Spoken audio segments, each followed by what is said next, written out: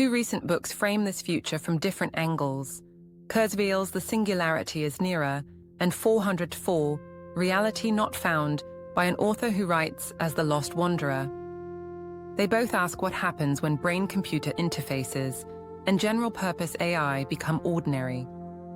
The answer they converge on is a period in which superhuman systems unlock new ways of thinking, new kinds of science, and new definitions of self. At that point, you won't always know whether an insight originated in a human or in a model, and in practice it won't matter. The system amplifying you will be part of you. Kurzweil likes to tell the long story in epochs. The first three, cosmic origins, life and DNA, and the slow evolution of nervous systems, set the stage. The fourth begins when primates with dexterous hands and higher cognition start storing, transmitting, and recombining information outside their skulls, from clay tablets to hard drives. The fifth and sixth, the post-human phases, are when biological and digital cognition fuse. Intelligence stops being confined to wet tissue and starts running wherever there is substrate. Ordinary matter becomes fuel for computation, what theorists sometimes call computronium, and intelligence spreads. He also put a stake in the ground. By 2029, he said, AI will converse so fluently it becomes indistinguishable from a person. Today's frontier models already span tasks that used to be siloed. They write, translate, code, plan, and reason across domains with increasing reliability. In that sense, the trajectory is visible. But here is a twist most people miss. To pass a human imitation test, you often have to make a system perform worse. Real people are inconsistent, forgetful, and slow at arithmetic. A machine that blurts out 13 times 14 without a pause might fail the feels human test precisely because it is too competent. Human-like conversation is one benchmark. It isn't the only path to power.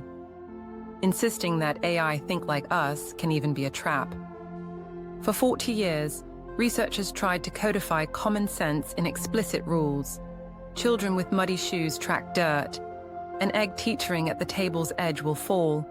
A mother seeing the mess gets mad. The Psych project became the emblem of this approach. It revealed how much tacit knowledge never gets written down and how brittle rule stacks can be. Meanwhile, learning systems gobbled mountains of data and discovered usable structure without hand-coding every edge case. That doesn't make them wise, but it explains why mimicking human quirks is neither necessary nor sufficient for capability. There is another myth to retire, that engineers truly grasp what a large model understands. We can describe tokenization, gradients, attention maps, and loss functions. We can show which circuits fire for which tasks. But when a network with billions of parameters produces a specific chain of tokens, the causal story is distributed and opaque. Think of a black box that maps inputs to outputs. Feed it 3 and you get 9. 5 yields 25. You guess it squares numbers. Then you feed it 5 in a different context and get 228 times 893, because the true function depends on hidden state you didn't observe. With learning systems, that hidden state is everywhere. The result can look like insight when it is correlation, and it can look like nonsense when it has, in fact, exploited a pattern you didn't see. We've still crossed unmistakable thresholds. In 1997, Deep Blue beat Garry Kasparov at chess. In 2011, Watson outbuzzed Ken Jennings and Brad Rutter on Jeopardy by fusing text retrieval and probabilistic scoring. In 2016, AlphaGo defeated Lee Sedol at a game long believed to require ineffable human intuition. Each milestone shifted the Overton window of what machines can do. Kurzweil's fictional AI interlocutor, Cassandra, projects forward from there. Once neural networks wield enough compute and can help build their successors, improvements compound at a pace no human organization can match. That's when the ground really moves. If you trace this arc outward, You hit questions most people file under philosophy until they aren't. What is left for humans to do that feels meaningful if systems can outperform us at every cognitive task? One response is to fuse. Extend attention, memory, and perception with implants and ambient agents. Offload computation to the cloud as casually as we once offloaded arithmetic to a pocket calculator.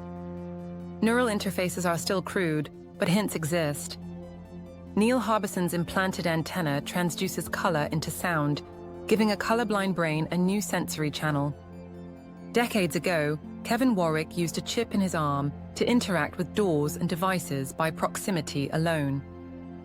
Push those ideas forward a generation, and you can imagine catching a baseball by solving the differential equations of its trajectory in real time, not by instinct practiced over years, but by silicon doing physics at microsecond scales.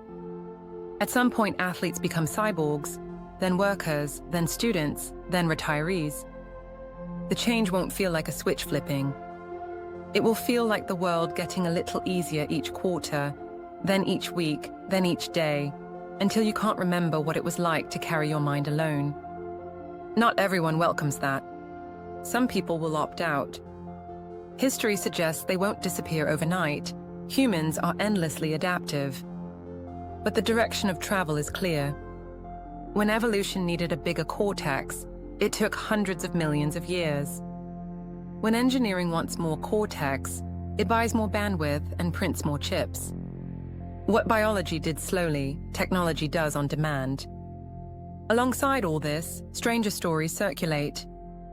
The author of 404, Reality Not Found, chose anonymity and speaks about a simulation-like cosmos governed by layers of hidden information, even wondering aloud whether a superintelligence, call it Lucifer, call it something else, could have built the stage we inhabit. That language will turn some people off.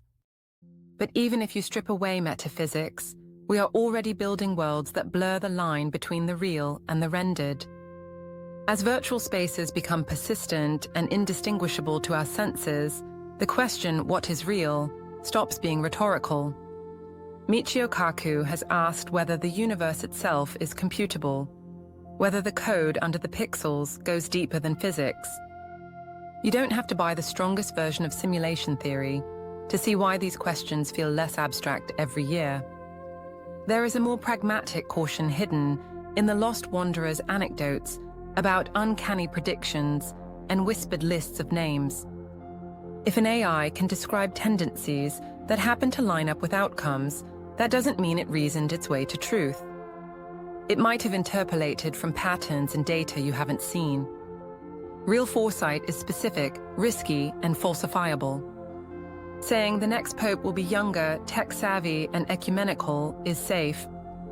Naming the person before white smoke appears would be something else. We should keep our standards for evidence high, even as we explore the edges. All of this leaves us with a tight set of questions. How do we grow our own intelligence so the merger is a choice, not a surrender? Memory techniques, deliberate practice, probabilistic thinking, and real mathematical literacy are levers you can pull today. Training yourself to parse diagrams, to test hypotheses, to differentiate signal from noise. These are not quaint humanist hobbies. They are the on-ramp to a world where your cognition is the API that everything else plugs into. If you like learning by doing, there are good interactive platforms that turn abstract ideas like byte pair encoding or big O analysis into muscle memory.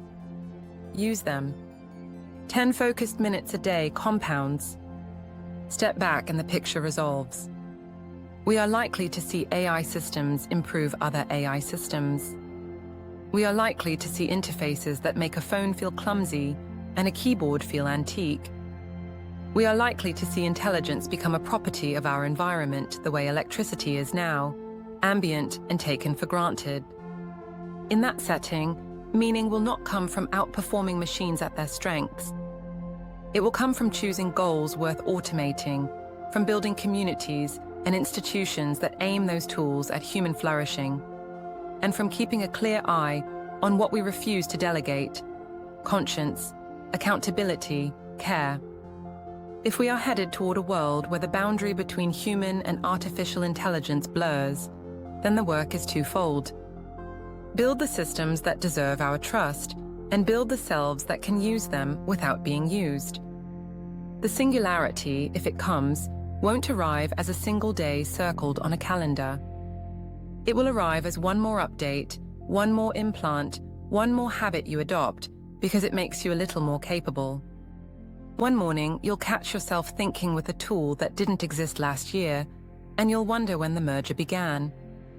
The answer will be simple. It began the moment we decided that extending the mind was not a threat to our humanity, but a way of taking it seriously.